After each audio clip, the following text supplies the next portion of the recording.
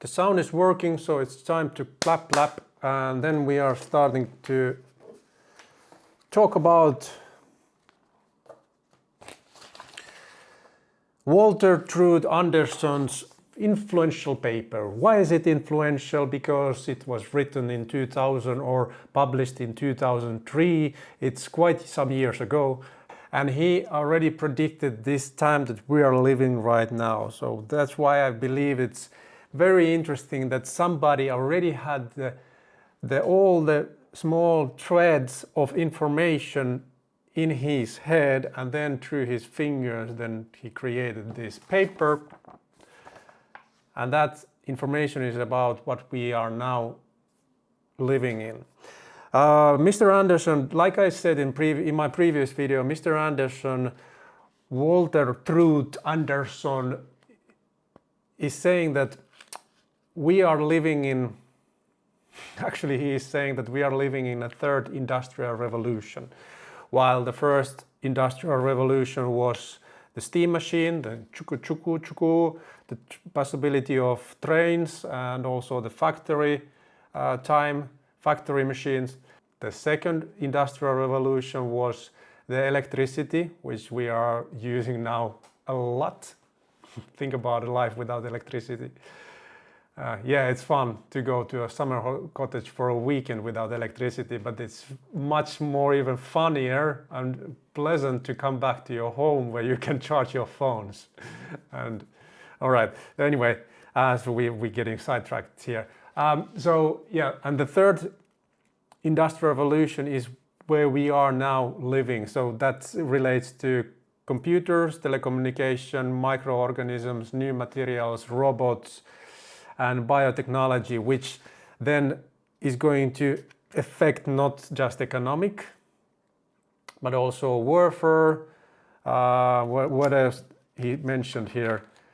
Culture, governments, and religion. Religion is very interesting, I believe. Like, well, I'm also going to mention a religion here, but religion is, if religion is going to take the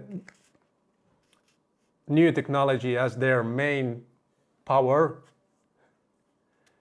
it's going to be very different than what the Christianity, for example, is now, or those people who worship Allah, Muslims. So, yeah, I think it's, I mean, I'm going to talk a little bit about that later. So, what is this article about? Mr. Anderson said that we are living now in a time where we have three things that are going to affect our future identity, future us. The first one is augmentation, the second one is symbiosis, and the third one is transcendence. And I am going to quickly go through what he is meaning with this. What is his meaning? Augmentation. That is a new, like, okay, so we are as we are, you know, skin, bacteria, and I'm going to mention bacteria later that are inside us, cognition, spirituality somewhere there, thoughts. So we have our limits. Augmenting us is making us stepping out of those limits. So becoming faster, stronger with exoskeletons, having more calculative possibility with brain computers, seeing better with bionic micro contact lenses, seeing more with VR and AR glasses. So that's augmentation. Mainly, he says, Mr. Anderson says that these tools, although they can alter our understanding of ourselves, but their main goal is to strengthen our ego, not to alter that.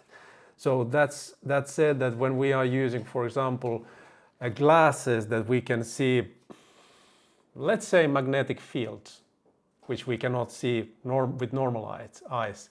So with the glasses and vision and contact lenses, for example, we can see magnetic fields. So this will strengthen our self-perception, the way we feel about ourselves, especially when we mirror and compare me, to the person who cannot see magnetic fields. For whatever reason, I need to see those magnetic fields, by the way.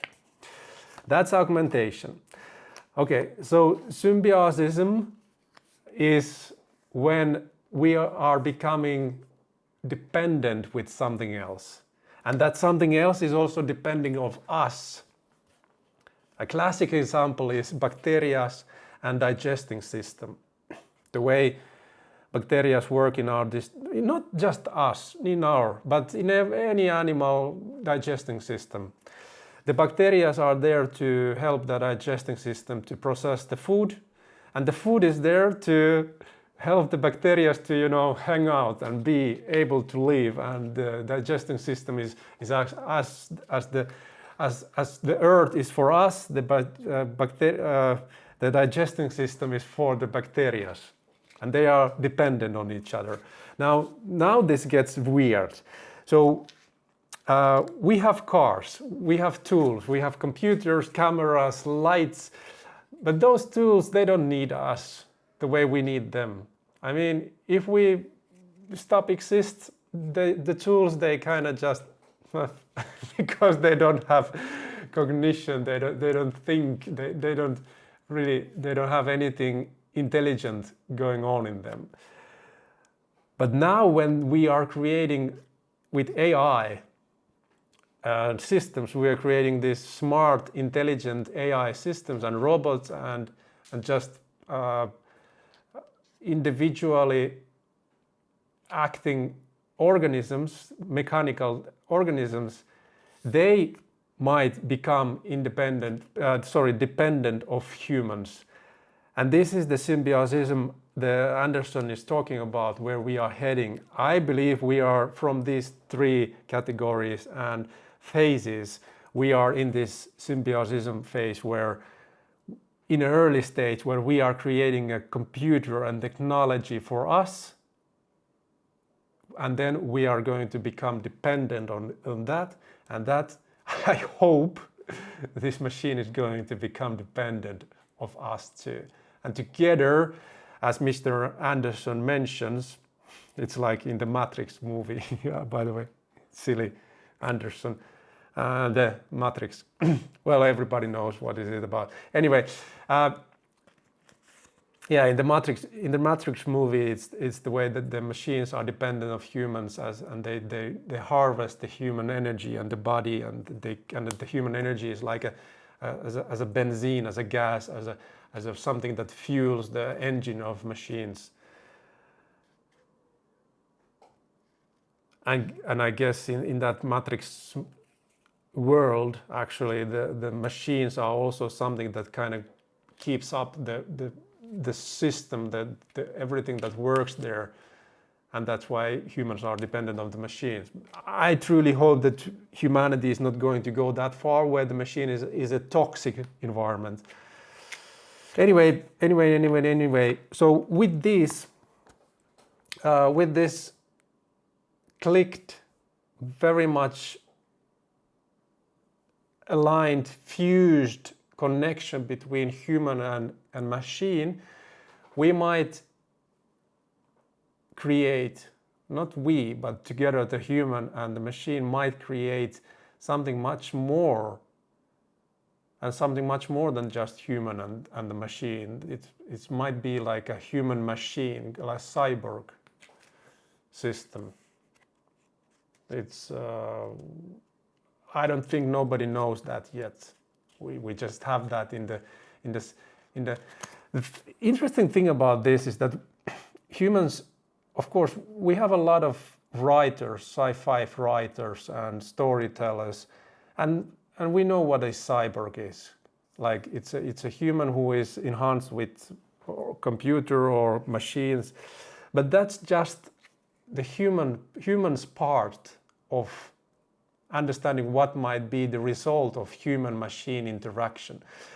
But what would be the machine's vision of the similar connection? And this, I do not believe that any human actually knows that right now.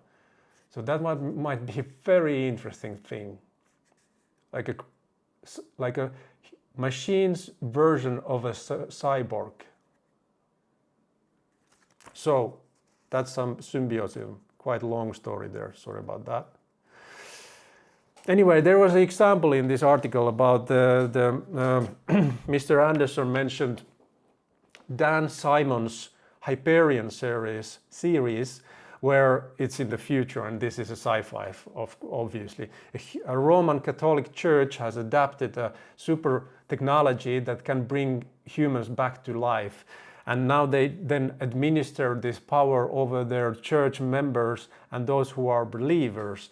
And then they are dependent of the computer and the machine. I suppose the machine is also dependent of this Roman Catholic empire. And so this is the symbiosis that they create there in their world. Interesting way of taking God, like power from the traditional God and using that as a computer. That's what I was mentioned to you in the beginning of this video, that I much more likely like to believe that Christianity or Muslims are not going to change their religion because they have the book, and that's just going to stay that way. But we are probably going to get new religions where the machine is going to be the one who is going to be praised and in the center of worship. I want to research actually in that. It would be very interesting. Maybe we already have sects or church or communities that are already worshipping the machine. Transcendence. The final thing that Mr. Anderson mentions is human becoming more than human, more than individual. And he lists and then he writes a list of science fictions and theory, like science fiction writers and theories, where he talks about how humans are going to become much more. The most clear example here is how humans have, well, first of all, we are, if we don't compare ourselves to mosquitoes or ants, we are the species which is controlled and most widely spread. By saying ants, I think they are most widely spread in the planet, or some bacteria or amoebas, I don't know. But humans are like most widely intellect species. Sorry, ants, for not calling you intellectual. Humans are spread all over the world, and we then have created this super complex system in the world where Earth is not that much in control of itself anymore, and humans need the Earth. And then we have the animal system, the food production, cities, transportation. We also have internet, which came like 50 years ago or something, which created even more of a possibility for us to connect to each other. And now with this upcoming supercomputer AI systems, I think we might see in some years already something more, and the middle point of this third industrial revolution, which will then connect the humans profoundly with each other.